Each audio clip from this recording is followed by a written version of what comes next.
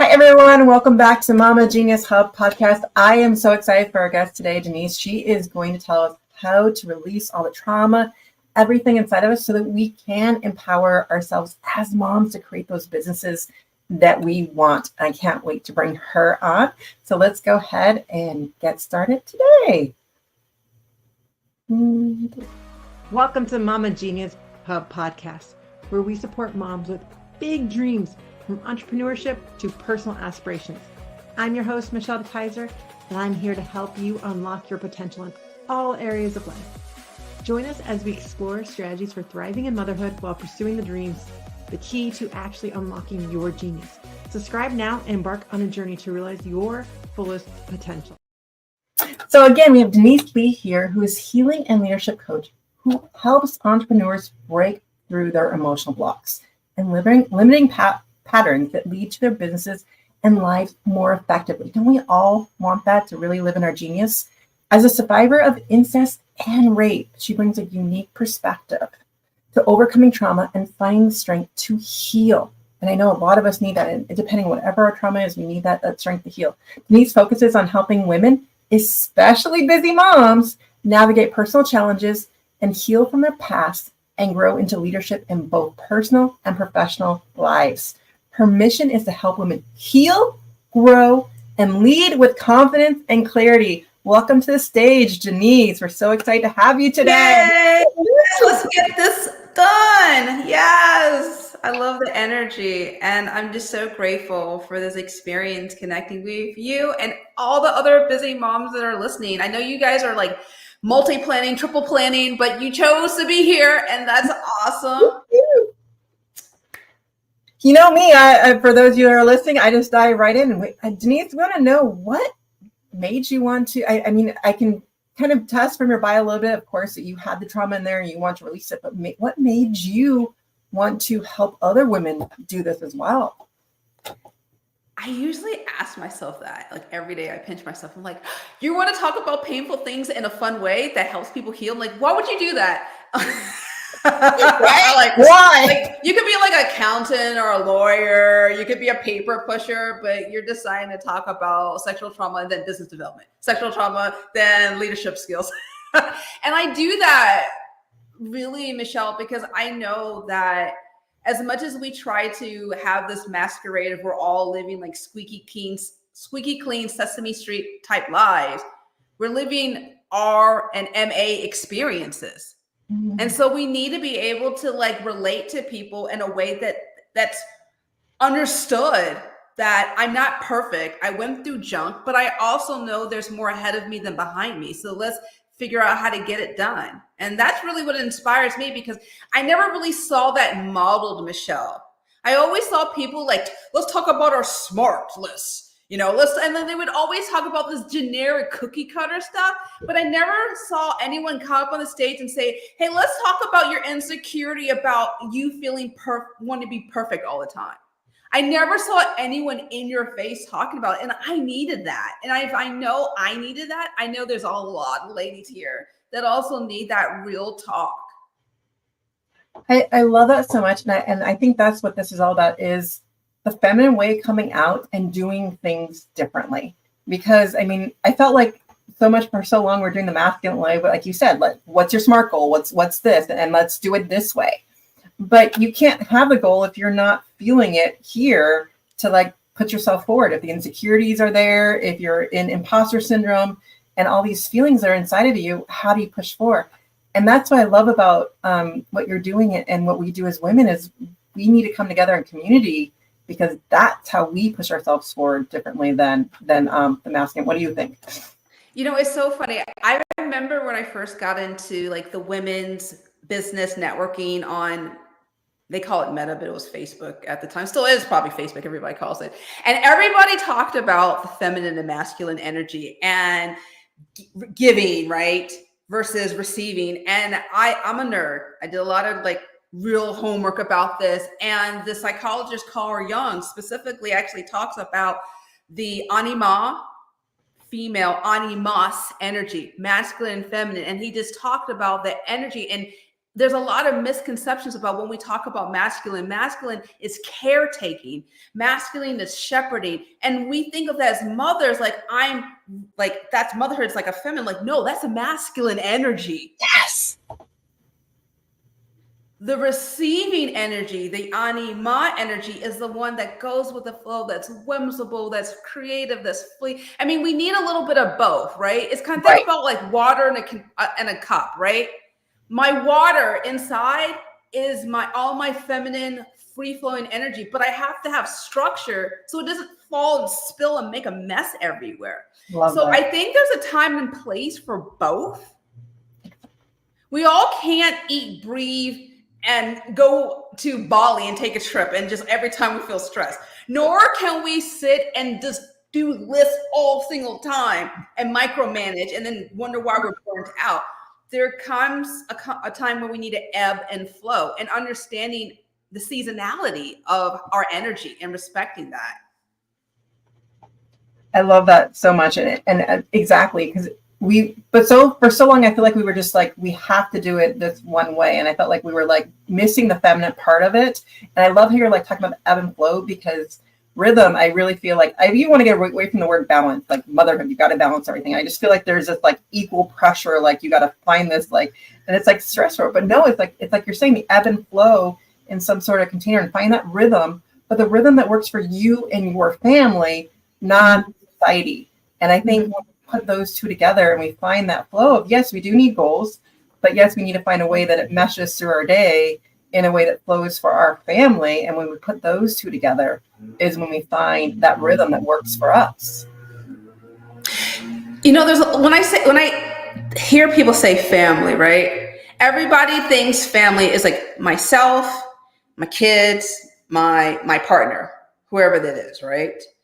But family, we all know it's not just our parents, right? Or our relatives. It could be our close associates. It could be the people that have walked alongside with us in our personal development journey. So when we think about connections and community, I don't want us to simply think that we have to have our world enclosed just the people that we gave birth to, or send it to death you apart. That's so true. And so like when we think about, I love how I like how I'm putting that down as a redefinition of family, of like, what is your family for you? Like, what is your community? Who are the people that are involved in that, for you to really focus on that and think about that, of who is in that flow of your day and who do you want to put the time and energy into? Because I think that's part of it as well, is like relationships take time and energy, and who do you want to be part of that circle, of your inner circle? But to really make sure that when you decide that you're putting that time and energy into those people. There was a recent study that came out earlier this year that said it took a minimum of 200 hours to form and maintain a relationship. And social media, our modern culture, thinks we can fast track it with status updates. That may or may not be seen, and you think other people seen them, and nobody's seen your status update. Yeah, and think about it, Michelle, like we're going on a destination summer, right? There's some people that you're going to be meeting as you pass by for the corridors. There's some people who are going to be with you a few hours on the plane ride. There's other people who might be with you as you go and check in. The duration will change as you travel. And for a lot of us, we think we need to have ride or die relationships that will go from here to the end of the world. And that's not how travel works. You drop off, you pick stuff up, you learn and lean into the chaos and the confusion and the uncertainties, and you ebb and flow. And that's how you can use your feminine energy as you navigate. I'm not talking about travel. I'm talking about your life. I'm talking about your business. Can you allow yourself to put some baggage down so that you can be feeling lighter and travel wherever you need to go next? I love that so much. We'll be right back to dive deep more into that. Attention mompreneurs. Do you feel like you're constantly juggling the responsibilities without a moment to yourself? It's time to pause and reflect with our Mama Genius quiz. Tailored for busy mamas like you, this quiz will help you identify what's blocking your path and inspire you to harness your unique strengths. Transform how you manage life and business, find your rhythm, and ignite your joy. Visit mamageniushub.com today to discover your Mama Genius. And that's mamageniushub.com. And we're back. So I really want to dive into what you were just talking about, because I love the idea of the travel, and how do we release some of that baggage? Because you are the queen of releasing some of that trauma and telling us, maybe a little bit about your past experience and your journey. But I want to give some ideas of how do we start to release some of that baggage. I was talking with a sexual assault survivor a few days ago, and she was telling me that she was raped by a date when she was in college. It was so common and with sexual assaults survivors that the person that assaulted them, someone that they know. And as a result of the sexual assault, she labeled herself as dirty, unlovable, unworthy. And she lived out that definition that she put onto herself. She became promiscuous, alcoholic, all this stuff. And I said, honey, I know what you're talking about. It's not so much the trauma that hurts, which is bad enough. It's the lies that we adopt of ourselves and our perspective of the world around us as a result of it. So if we're going to heal, if we're going to understand who we really are, we need to confront the lies that we tell ourselves. I feel like that I just need to pause, and I want to just reiterate that we need to confront those lies, those stories that we are telling ourselves. And I think we should just sit with that for a minute, because that's such a powerful statement, and the fact that it's so true. Like, we have the shoulds and the thinks and what we should do, but really it's about what is the story you are telling yourself about what happened. There's very commonalities with a lot of trauma, sexual survivors, women who have experienced horrific things, is that they wish they can control things. They go through the coulda, shoulda, wouldas. They believe narratives of scenarios in which they could overcome it. But unfortunately, if there is not a reconciliation between what was truth of what could have happened or versus what did happen, we result into this magical thinking that gets us divorced, not just from the people around us, but our feelings. And that's why women who have gone through such hard things, they turn into control freaks with their kids. They go into jobs in over their heads. I was thinking about one particular client when she left her job, corporate America. It took 3 people to fill her one position. She was a workhorse.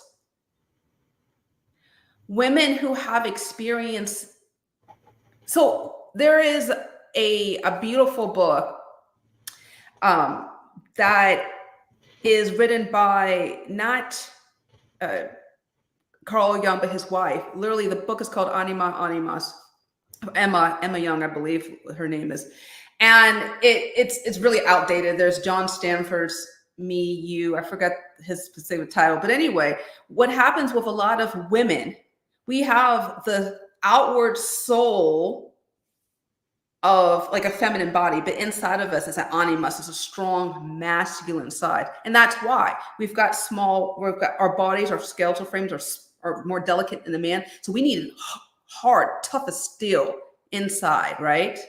And so when a woman is traumatized, her animus, her masculine energy just goes into overdrive to control, commandeer anything and anyone that she sees as a threat. And so part of the healing journey is like, yes, you still have that energy in you, that strong, powerful masculine energy, but it's an overdrive because of the wounding. Wow, I never even really thought about that. Makes so much sense in terms of what happens to your body, because you lost control for a second, something traumatic happened to you, and then you want to make sure that never happens again. And then that masculine just goes into overdrive to make sure to protect yourself. Yeah. So what do we do to help release some of that, or what are some of the steps that people can take? Ooh. I'm gonna put you on I don't know. I had to take a breath here, because for me, my journey was an evolution of understanding what works for me. And so as everyone who's listening to this, connecting with this conversation, I don't want anyone to think like what Denise specifically says is going to be your path to success. I just really want to make sure that I put that disclaimer out there so everybody knows. Well, I want to reiterate that too, in terms of anything that you're listening to, anything, no matter what it is, always check back with your heart, with your own intuition, and say, does my gut feel like this information will help me propel forward, this knowledge, this step? Because there's so many paths for everyone, and there's different ways to get there.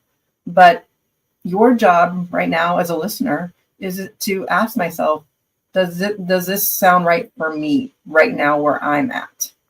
And that, I always want to preface that. So I want to bit. And actually, we'll take a quick break, and then I'll give you a chance to reiterate that and give you a moment to think while we go into talking about the hub, where you guys can all join us as well. Do you ever feel like your own dreams are fading on you as you focus and keep everything together for your family, or been buried under laundry and school runs and endless to-do lists? They're so deep, you don't even know what they are anymore. The Mama Genius Hub is here to help you uncover that part of you again. Maybe you felt that pull to start a passion project, return to a hobby you once loved, or pursue a career that lights you up, but you're so caught in everyone else's needs that you keep slipping through the cracks. In just 15 minutes a day, our mini courses will help you reconnect with those dreams while finding a new rhythm in motherhood's beautiful, messy life. And best of all, you'll be doing it with a community of moms who truly understand the juggle and the joy. The Mama Genius Hub is a community who've been there and are here to support and inspire each other every step of the way. It's time to rediscover your spark, live in your genius, and inspire your kids by showing them how to follow their own passions. Join the Mama Genius Hub today and start creating space for you again without guilt. You do it solo. Come to www.connectingmamas.com for more details.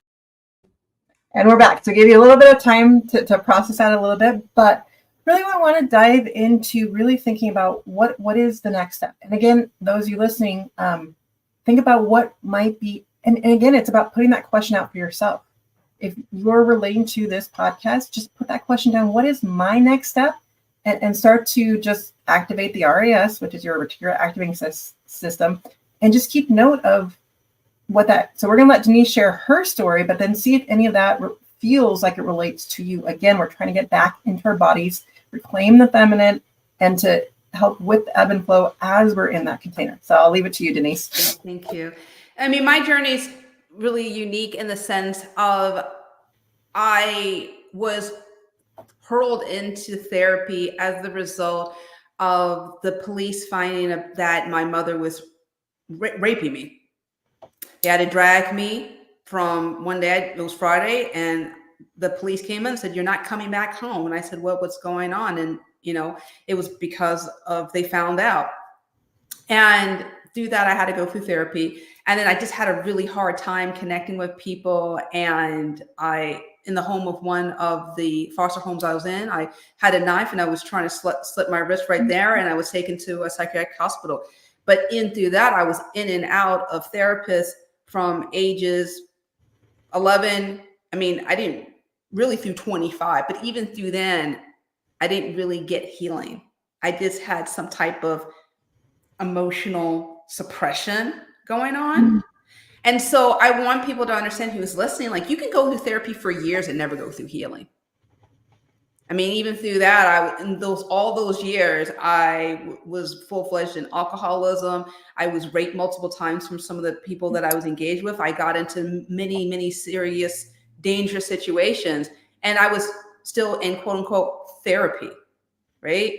So I think I really, really want to emphasize for those of you guys who are listening and you're really struggling with just your every day-to-day ability to connect with yourself and others, I would seriously recommend inpatient therapy for a minimum of 30 days. And a lot of you guys say, well, I have a career, I have my kids, I have my family. Like, you're not even there, sweetheart. You're a shell of a body that's with a mouthpiece, and you're not there. And so if that's not an option, if inpatient therapy is not an option, I want to give some other options for you. My journey involved learning myself initially through 12-step recovery, was in Alcoholics Anonymous, also Sexaholics Anonymous. But the healing really came, honestly, Michelle, through psychosomatic healing. And so let me explain what I mean by that. Psycho, like the mind, right? Somatic is the body. And I didn't know, unbeknownst to me, I was getting massages during that time. And I just thought I was just doing it because I was told like I had really tight, tense shoulders, right? Right. But what had happened was I was also during that time, unbeknownst to me, releasing cortisol, stress hormones. I want to show a photo to everybody who's listening. This is a photo of my driver's license when I was living back in Maryland. And I want you to look carefully at my shoulders. I have one shoulder that's literally lifted higher than the other. Yeah, I see it. I don't know if you can see that. So my body was in complete, utter chaos and shock. And the massages was helping to release all the stress, all the cortisol, all the norepinephrine, all the hormones that were associated with the trauma that was literally stored in my body. There's some excellent books that talk about how stored trauma goes into the body. It's The Body Keeps Score by Dr. Bessel van der Kolk, and When the Very Body good. Says No by Dr. Gabor Mate. You can look that up if you're in. And also there's lots of books by Dr. Peter Levine. I'm not here to just dump books on you, but I'm just here to explain the evidence that goes behind massage, yoga, aquatherapy. There are so many explanations that before your mind can process what happened, the messages that you came to believe of yourself, you have to release the physical effects that happened on your body. So that's step number one. Release the physical trauma through massage, exercise, so many different ways to move your body, dance. Okay. It's not just limited to one particular thing, but some of the slow and rhythmical motions can really ease the body. And then once you're done that, I'd say a minimum before you don't even bother walking into like a therapist's office, because you're wasting your money. I assure you, you're wasting your money. After you do that, there's a lot of wonderful other alternative techniques. I'm giving it crescendo here, Michelle, so people understand. Right. This is like the base, and then as you start, getting a little bit more confident in yourself and being more comfortable, this is the next step. So after you do the somatic type work, then I would highly recommend EMDR, eye movement reprocessing, deprocessing and desensitization. I'm really garbling that, so forgive me, guys, as I'm saying that. It was developed in the 80s by Francine Shapiro. You can read the book, Getting Past Your Past, is the book that's based on EMDR. And what it is basically an etch-a-sketch to your brain, where you're seeing images that kind of connect to your past traumatic experience, and you're just saying maybe a word or two, and it just literally, it's kind of like when you go to sleep, and it kind of, you're going to a REM state of mind, where you're slowly trying to get more desensitized to that. And I highly recommend that. There's also TMS, transcranial magnetic stimulation, where they put little rods on your head. You don't feel any pain. It's not a lobotomy. I trust you. Trust me, it's not a lobotomy. And it helps you, again, you're not talking at all. And it helps you desensitize from the trauma. That's another one. I love your explanation of EMDR, because I've had EMDR, but the way you've explained it is just like, it's a really good explanation of it in terms of like, it really just helps release and kind of like, as we're talking about, is the stories we tell ourselves, it helps rewrite those stories that are already ingrained in our brain. Check with your insurance provider. Some of them will take it, some don't. Both TMS and EMDR, but thank you, Michelle, about that. I really try to explain everything in very simple, easy to digest ways, because we're talking about hard stuff, but we can maybe break it down into simple, less clinical ways. So we talked about EMDR, we talked about TMS. After this, we did the base yoga, massage, stuff like that. So then the next step, if you have felt comfortable, right? Your body is comfortable. We actually calm your vagus nerve. Vagus is in control of your sympathetic nervous response system. That tells your amygdala, the little pea-sized part in the limbic system of your brain, that says, we don't need to run and hide or scream or yell and control and act less than ourselves, right? So when we do that, then you're ready to move into cognitive behavioral therapy, okay? Cognitive behavioral therapy is kind of like what I alluded earlier, where we're actually examining the thoughts that make us feel that we need to control, manipulate, avoid, procrastinate, get into our energetic states that's misaligned with how our body is designed to function. Like we have, look, I know it's 2024. I know we're liberated. I know we're on the cusp of potentially having a female president of the United States. Like there's a lot of stuff going on, but we cannot ignore biology. And biology says that our physical bodies can handle but so much stress. Men too, for sure. But our bodies are more susceptible to having our bodies inflamed, mutating cells, and causing cancer. 1/5 of, and please, you guys can fact check me later, all right? But I've known most trauma survivors have a higher chance. I was going to say a quote, I just didn't want to say it because I can't verify it right now. But most trauma survivors have a chance of cancer, okay, than ordinary people, because the stored trauma causes so many problems to the inflammation part of our body, or rheumatological issues. Anyway, the point I'm saying about all of this is that we need to be mindful of the words that we say to ourselves. The words that we're saying to ourselves can literally hypnotize our body into stress. So cognitive behavioral therapy is only for those who are able to actually calm ourselves down and to be receptive to challenging things that could propel us to revisit disturbing, uncomfortable memories, right? Right. A good therapist, I know there's so many crappy therapists. Lord have mercy. So many crappy therapists. Yes. Yes. But There are good ones. I'm not discounting the medical the community, okay? I'm not discounting doctors, none of that. But a great therapist will be able to actually understand and recognize when your body is going to full tilt sympathetic response.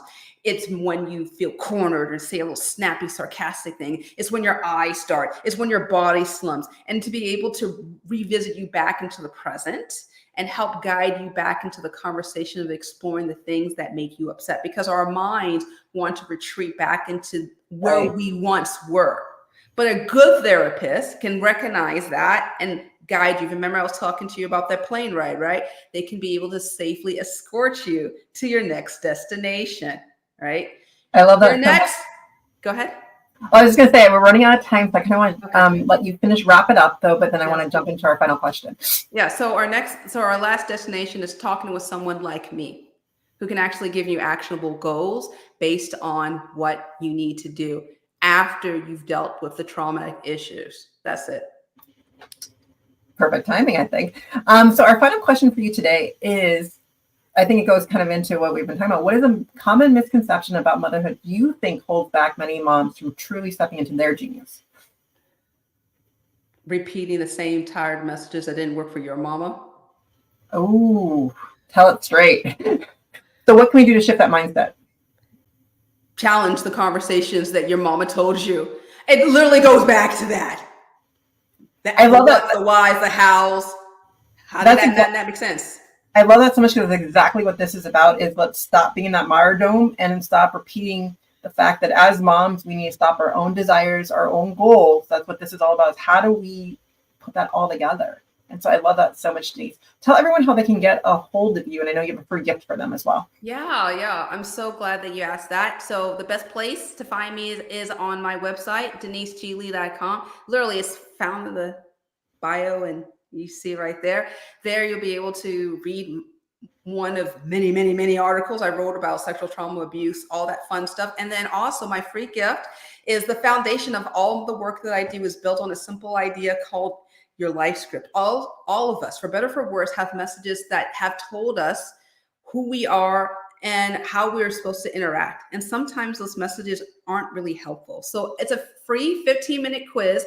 Sit down, get your beverage of choice, and just start clicking. And you just have to hit video buttons and then learn your life script. I love it. I'm going to put you backstage for a minute and give our takeaways from today, because we have a lot of them. My notes are, I don't know if everyone knows, but I do write notes furiously. So if you see me looking down during podcasts, it's because I'm writing notes. So here we go. So thank you, first of all, Denise, so much for coming on today. And she's behind stage, can hear me, everything I'm saying.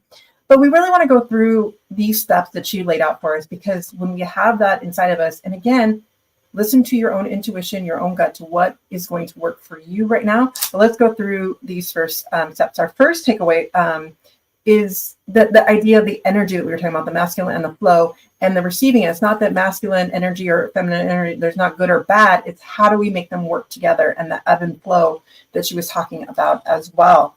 And then we go into number 2 takeaway is the redefinition of the word family. And so for you to think about, what is your definition? What does it mean for you? Who are your connections? Who is your community?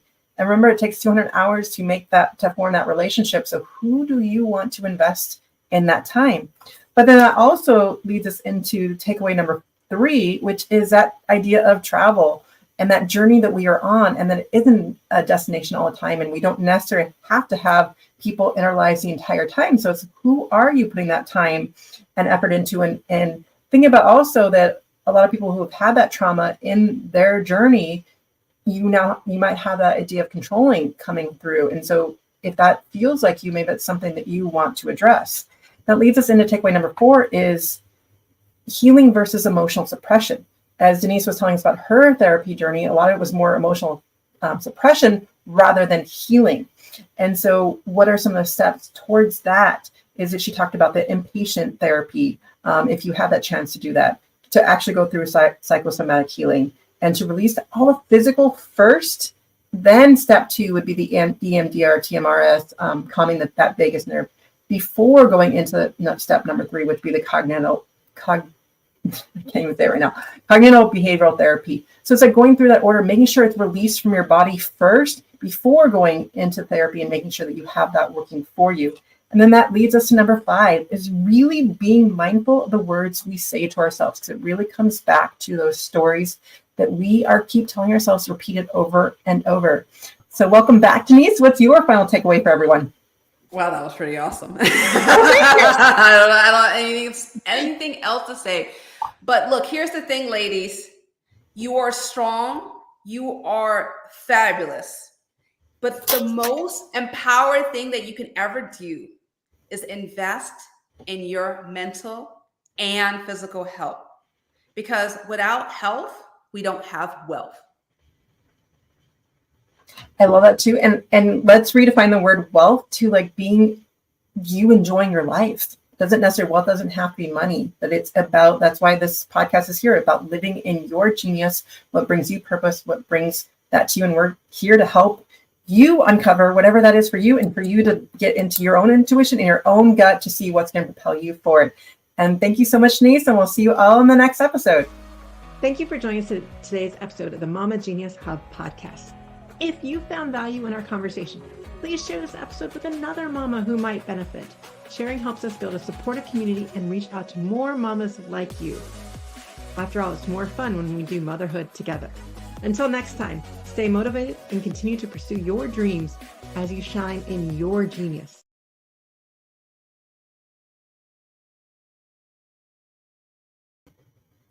Well, thank you so much, Denise. Hi, Barbara. I didn't know that. Are you just checking out the room? You're muted, though. Can you not hear me, or? Shoot.